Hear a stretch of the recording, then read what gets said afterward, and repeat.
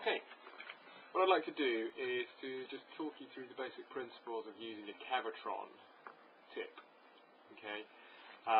Because used correctly, Cavitron tips are remarkably effective at removing calculus and debriding root surfaces and cleaning out periodontal pockets. Used inappropriately, and you risk causing damage to tooth or to gum or to both. Okay, and at the same time, probably not doing quite what you're supposed to do.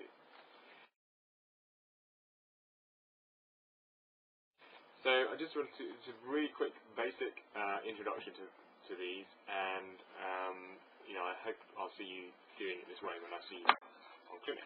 Okay. So let's just have a little look at the Cavitron, itself. Okay. Now, a very basic thing here, the Cavitron tip tends to move in an elliptical motion.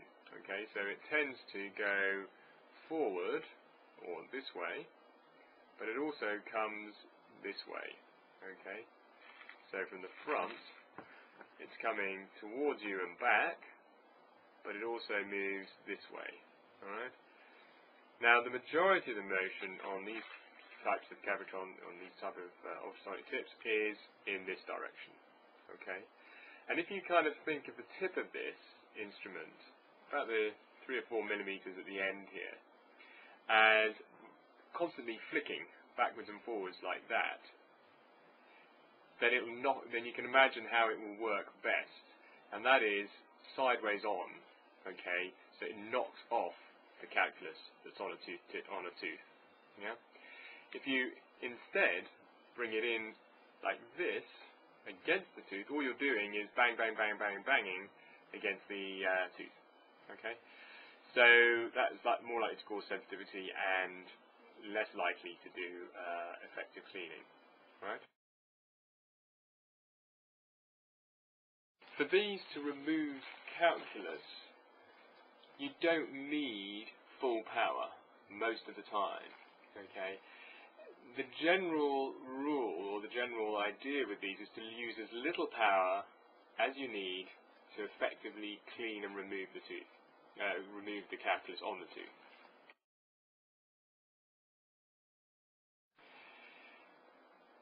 The downside of increasing the power is that you increase sensitivity and you risk removing healthy dentine or enamel. Okay, so the lower the power, the better. It may take you a little bit longer to clean a particular root surface, but if it means you can do more without local anesthetic and you can do less harm to a tooth, that has to be a benefit.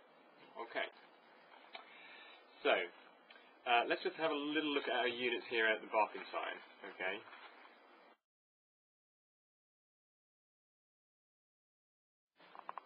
Here's the unit. Okay.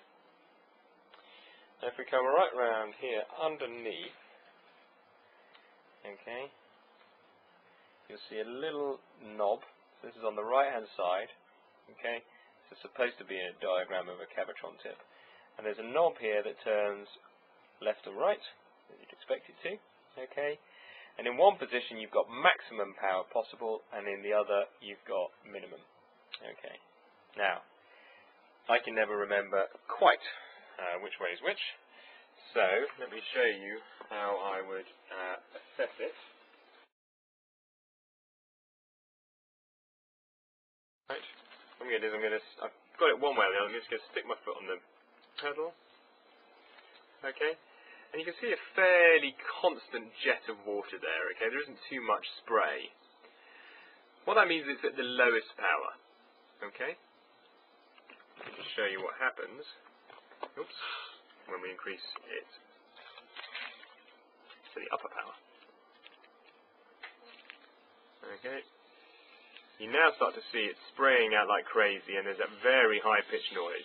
Okay, that's high power, and if you're doing that on a tooth, if you're using that on a tooth, you're likely to cause sensitivity and great discomfort to a patient, and you're also likely to take away healthy tooth. Okay, so play around with it a little bit. That's low power, and probably I would personally be starting off with just so there's just a tiny bit of spray coming off, okay? Not a massive amount, yeah? A little bit tricky to see it here, but basically you've just got a small amount of spray coming off, not too much noise, okay?